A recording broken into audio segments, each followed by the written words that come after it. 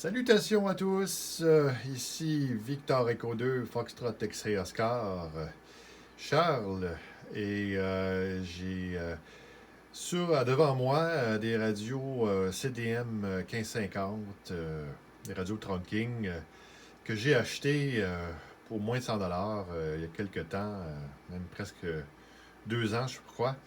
Et moi, c'est des radios que j'adore vraiment. Je trouve qu'ils ont une très belle sensibilité, très belle qualité audio je les trouve vraiment super bien.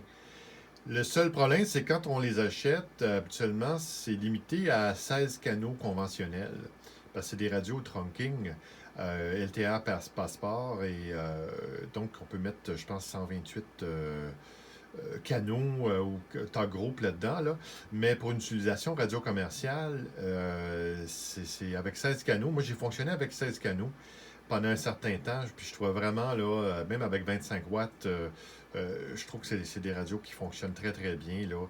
Et je les ai programmés avec 16 canaux. Et là, j'ai eu comme un petit peu l'envie de tester la modification pour ouvrir finalement là, à plus de 16 canaux conventionnels. Là, je les ai, celui du haut, je viens de le modifier et je l'ai mis à 255 canaux. Puis j'ai également ouvert des différentes fonctions de signalisation, alors Quick Call, alors du paging qu'on peut avoir, un peu comme les systèmes d'incendie avaient auparavant.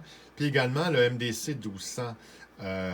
Qui est un mode là, qu'on entend souvent, là, un genre de data burst, là, qui sert à faire plusieurs choses. On peut faire des appels individuels, on peut faire des radio checks avec ça.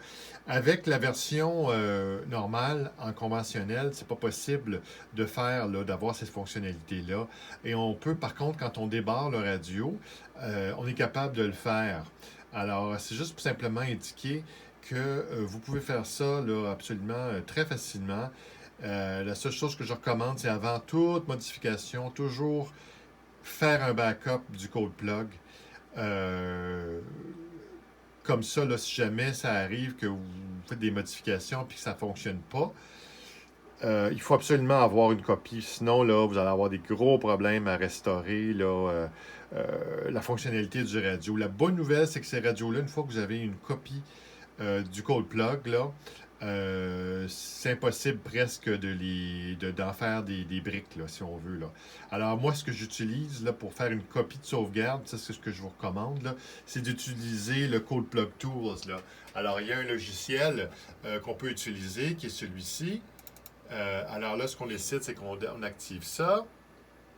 Et là, on va à ce moment-là décider de lire finalement le code plug. Moi, je lis toujours jusqu'à habituellement, je vais lire jusqu'à au moins.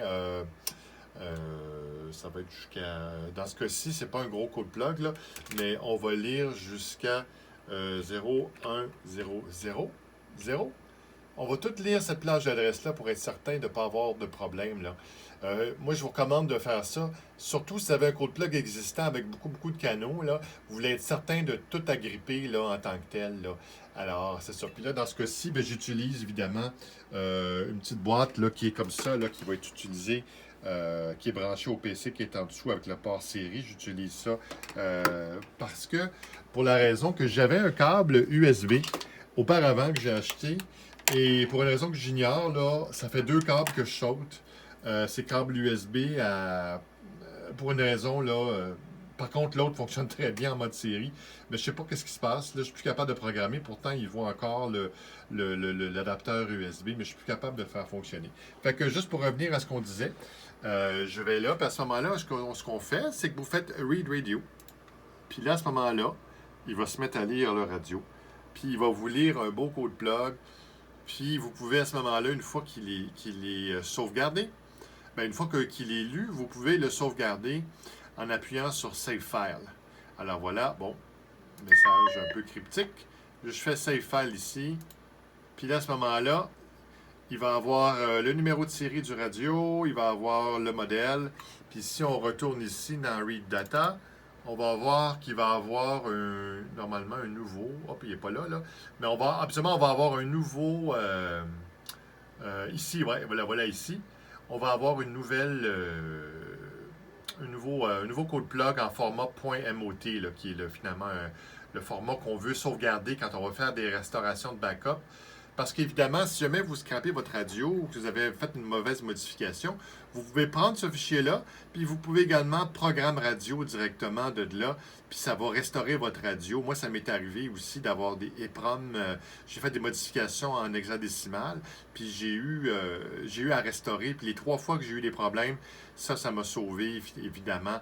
J'ai pas eu de problème à le faire. Fait que ça, c'est juste pour vous dire, si vous voulez faire une sauvegarde de vos CDM 1550 avant toute modification, puis si vous voulez avoir, là, évidemment, toutes les fonctions qui sont